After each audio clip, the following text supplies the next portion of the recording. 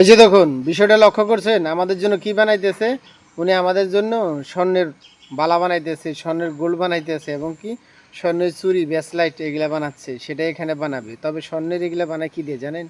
সেটা দেখলে আপনি অবাক হয়ে যাবেন। পুরাটা ভিডিও দেখতে থাকুন, তারপরে বিষয়টা বুঝতে পারবেন। উনি বানাচ্ছে ব্যাস প্লেন সিট দিয়ে, তাও কি উন্নত মানের প্লেন সিট, যেগুলো খুব মোটা হয় সেগুলো এখানে বানাচ্ছে। আসলে একজন কারিগরের দ্বারা সব কিছু করাই সম্ভব। প্লেন সিটটাকে স্বর্ণে রূপান্তরিত করবে।